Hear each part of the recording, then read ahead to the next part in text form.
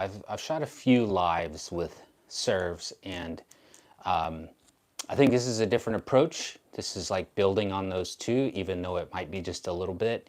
I think it's very important to maybe this perspective will speak to some of you if you watch the other serve video and that one did, maybe this one will. So again, Tom Shellwise with Night Train Pickleball, and I work with a lot of beginners and intermediate players. So all of the players working to get to that 4.0 plus level. I work with a lot of the players leading to that. And then of course, when they get there, I work with those players, continue to work with those players as well. But my main audience is beginners and the intermediate player working to get to the 4.0 plus. So let's talk about this. So let's say this is the server, this is the serve team, this is the server, this is the returner here, okay? So what I like to focus on as I'm getting players into that 4.0 level, like they want to start competing there, they want to start learning the nuances of the game, I talk to them about the first 3 shots of the game and how important those 3 shots are. Like, you know, when we learn to serve, we start getting the serve down, and then we kind of put that on the back burner and we go to the next thing is like, now I'm supposed to get to the kitchen line, and when I get to the kitchen line, I'm supposed to control the kitchen line, right? And, you know, so this is the very basic stuff. But that's kind of how our mindset is, how we kind of transition to, you know, when we first start to now we're ready to start competing at a different level. Now that 1, 2, 3 shots become even more important, right? So learning to utilize the serve to set up our 3rd shot is very beneficial, because I noticed that as players are working to get to that 4.0 skill level, they don't pay as much attention to the first 3 shots, but once they start, I start working with them and we start focusing on those first 3 shots and making them efficient, then all of a sudden their game takes on a whole nother level. Okay, so let me talk about that. So the serve here, right? So this player gonna serve, generally just tries to get the ball in, and this player hits a decent return, and then it's on, right? It gets, this player's getting to the line, and then it gets crazy. So what I like to do is I like to get this player, this server, to start working on hitting serves that create a better 3rd shot opportunity.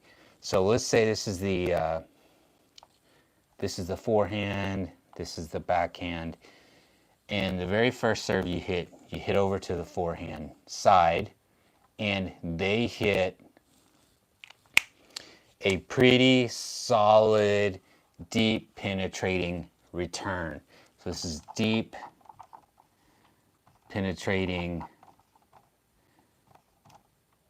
yeah. So it's a deep serve that basically what it comes down to is it makes your 3rd shot, it makes this 3rd shot more of a challenge. Okay, so what we want to do is start hitting serves that gives us, that when they hit that return, it gives us a better opportunity to hit a 3rd shot. Now, this doesn't necessarily mean, like ideally, in the perfect scenario, we would hit a serve that gets us number 1. So number 1 would be a short return. So, you know, something that lands about halfway or inside. Okay, so anything between in here, that is a good serve. Like that gives us a shorter distance to the line, gives the opportunity to set up attack. We are now definitely on offense. We can start driving this ball, start placing it really well, start hitting penetrating shots, and forcing these players now to start being on defense, even though they are supposed to be on offense. Ideally, if they hit that good serve and they get here, now they have the advantage. Now our job is to get here, right? So they have the advantage, and they could be first to be offensive. But if we force them to hit that short return, now we have the opportunity to reverse that really quick. Number 2, to get a a easier shot to handle back. So even though it might be a little deeper, if this ball bounces high, this ball is really slow, it's in our strike zone, it's in our wheelhouse, then that obviously is a ball that we don't have to work so hard to work on hitting. And let me back up and say this. When I say hit a third, we're hitting a third that potentially is putting us on offense really quick. Anytime they're hitting a return that we're having to struggle with, we're definitely on defense. We're definitely trying to neutralize a great shot. We're definitely trying to neutralize it and get back in control, or at least get it neutral. Nobody has control. So every time they hit a return that's penetrating, that's deep, that's forcing us to have trouble with the third shot, then we're not on offense. What we're trying to do is get a shot that comes back easy enough for us to either be able to drive it or be able to hit an effective third shot that allows us to first start working our way to the no volley zone, but then potentially puts us on offense, okay? So we're getting easier shot back. So number one is we want to either get a short return, or two, we get an easier shot back that bounces high enough to be in our wheelhouse, and that's easy to handle, okay? So when we're doing that and we're serving this ball, one of the things, like I had one player yesterday that was serving, and I asked her, I said, what are you trying to do? You keep serving the same ball, and your team keeps getting balls back, that the return back, and that you're either having to run and try to hit, that's bouncing really low, that's skipping. So basically the returner is getting to do whatever they want to with that serve. It's not giving them any trouble. And so once we got them to just quit thinking about, I just need to hit this ball hard as I can, and start working on slowing it down a little bit and placing the ball, all of a sudden they started getting returns back that they could handle, that was actually putting them on offense, even though they weren't up at the no volley zone yet as a team. That third shot they could hit be very effective. So what they did was get away from the backhand and started going after the forehand, and finding out that the player was struggling with the return on the forehand. They could get it back. They could even get it halfway deep, but it wasn't effective. It wasn't causing the serve team any problems, and they were able to then decide, do we want to drive this ball? Do we want to hit a third shot that's at their feet, placing it well? But it was definitely giving them a opportunity to make it to the no volley zone, but also to hit a shot that was going to give this team trouble here, and make their path to the line, or make their path to winning the rally a lot easier, okay?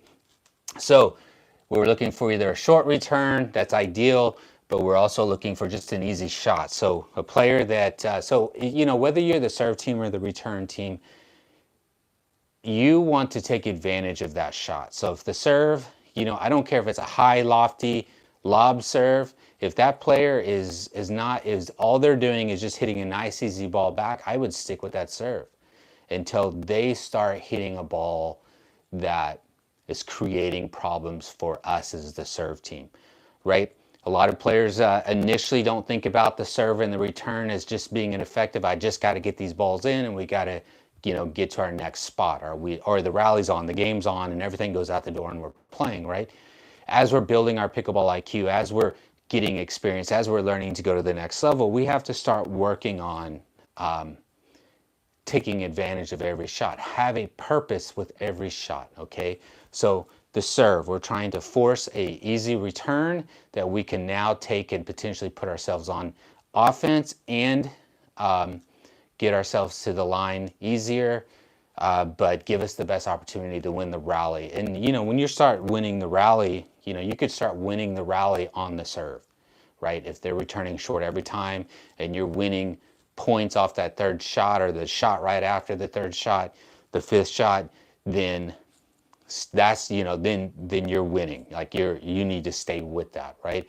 So this hitting the ball hard and getting it to your player, you can only hit that ball so many times before people start figuring it out.